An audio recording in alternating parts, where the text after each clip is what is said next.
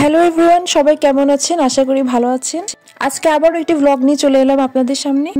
আজকের ব্লগটা হচ্ছে ভাইয়ের আবদার মেটানো নিয়ে।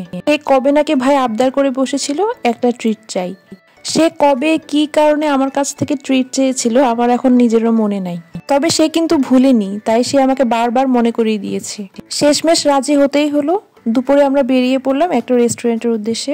আর এই যে আমরা পৌঁছে গিয়েছি, ঠিক কাছাকাছি চলে এসেছি। কি সুন্দর দৃশ্য, তাই না? গ্রামের আঁকা বাঁকা পথ, ধান ক্ষেত আর কি সুন্দর সুন্দর গাছ।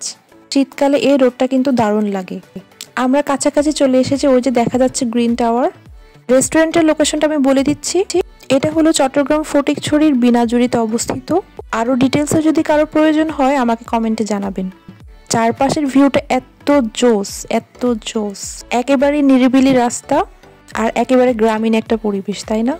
গ্রিন টাওয়ারের রেস্টুরেন্ট, কমিউনিটি সেন্টার, পার্লার সহ আরো অনেক কিছুই আছে। তো এটা হলো গ্রিন চিলি রেস্টুরেন্টের কিচেনটা একেবারে নিট অ্যান্ড ক্লিন ছিল। খুব হাইজিন মেনটেন করে তারা। আর একটা স্লাইড ডোর দিয়ে এন্ট্রেন্সটা।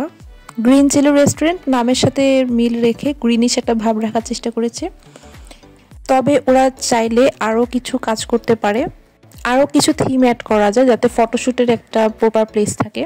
তো টোটাল 2টা রুম ছিল। এটা ছিল ফার্স্ট রুম এবং পাশে ছিল সেকেন্ড রুম। মোটামুটি ভালোই স্পেস দেখতে পাচ্ছি। ছোটোখাটো কোনো অনুষ্ঠান কিংবা গেট টুগেদার, বার্থডে পার্টি যে কোনো কিছুই কিন্তু এখানে সহজেই করা যাবে। বেশ ছিমছাম এবং শান্ত একটা পরিবেশ। ওদের সার্ভিস এবং বিহেভিয়ারও আমার খুবই ভালো লেগেছে। এবার চলে যাচ্ছি মেনু কার্ডে। এই যে মেনু কার্ডটা দেখিয়ে দিচ্ছি। দুপুরে লাঞ্চ, রাতের ডিনার এবং বিকেলের স্ন্যাক্সও এখানে পেয়ে যাবেন। আমরা অর্ডার করেছিলাম হায়দ্রাবাদি চিকেন বিরিয়ানি এবং মোরগ পোলাও। খাবারের কোয়ান্টিটি বেশ ভালো ছিল, আর সাথে ডিমের একটা কারিও ছিল। খাবারের টেস্টটাও কিন্তু আমার কাছে বেশ দারুণ লেগেছে। তবে হায়দ্রাবাদি বিরিয়ানির যে চিকেনটা ওটা একটু বেশি ভাজা হয়ে গিয়েছিল, যার কারণে একটু ড্রাই লাগছিল। বাট ওভারঅল আমার কাছে ভালো লেগেছে। Overall rating 9/10। যারা ফটিকছড়িতে আছেন তাদের আমি বলবো একবার এসে ঘুরে যাবেন, হয়তো ভালো লাগতে পারে আপনাদের। খাওয়া দাওয়া শেষ করে আমরা বেরিয়ে পড়লাম। মিষ্টি বরাবরের মতোই আমার খুবই পছন্দ, তাই মা চলে এসেছে আমার জন্য মিষ্টি কিনতে। পছন্দ মতো কিছু মিষ্টি কিনে আমরা বেরিয়ে পড়লাম। হাঁটতে হাঁটতে সামনে দেখা মিলল মাটির জিনিসের, আর মাটির জিনিস হচ্ছে আমাদের সবার খুবই পছন্দের। তো শীত চলে এসেছে, শীতের পিঠা খেতে হবে, তাই কিছু খোলা কিনবে আম্মু। আর মাটির কিছু সেট কেনারও প্ল্যান ছিল, মাটির কিছু প্লেটস এবং চায়ের কাপ। তো আমি ঘুরে ঘুরে দেখছিলাম, অনেক ধরনের কালেকশনস ছিল, খুবই ভালো লাগছিল।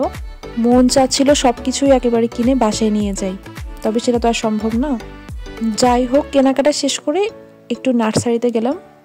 ভাবছিলাম একটু গার্ডেনিং করতে হবে। নার্সারিতে ঢুকলে মনটা যতই খারাপ থাকুক না কেন, মনটা কিন্তু ভালো হয়ে যায়। চারিদিকে শুধু সবুজের সমাহার, আর মাঝে মাঝে লাল নীল ফুল দেখতে পাওয়া যায়। ছাদ বাগান করা কিংবা বারান্দায় ফুলের টব লাগানো, এটা কিন্তু খুব শখের একটা কাজ আমার। কিন্তু প্রতিদিনের ব্যস্ততার মাঝে এই শখটা আর পূরণ করা হয় না। তবে আমি ভাবছি একটা রুটিন করে নিব। নিজের জন্য 30 মিনিট কিংবা 1 ঘন্টা কিন্তু রাখাই যায়। যখন খুব মন খারাপ থাকবে তখন বারান্দায় গিয়ে ফুলগুলো পরিচর্যা করা যাবে, তাই না? খুব সুন্দর সুন্দর রঙিন কিছু ফুল ফুটে আছে। সিলেক্ট করতে চাচ্ছিলাম কি কি ফুল কেনা যায়। বাগানে যদি কখনো আমার ফুল ফোটে তবে আপনাদের সাথে অবশ্যই শেয়ার করব। আজকের ব্লগ আর বেশি লম্বা করতে চাচ্ছি না, অলরেডি অনেক লম্বা হয়ে গিয়েছে। আপনাদেরকে অসংখ্য ধন্যবাদ আমার ব্লগটা পুরোপুরি দেখার জন্য। আজকের মতো এখানেই বিদায়। সবাই ভালো থাকবেন, সুস্থ থাকবেন। সবাইকে ধন্যবাদ। আল্লাহ হাফেজ।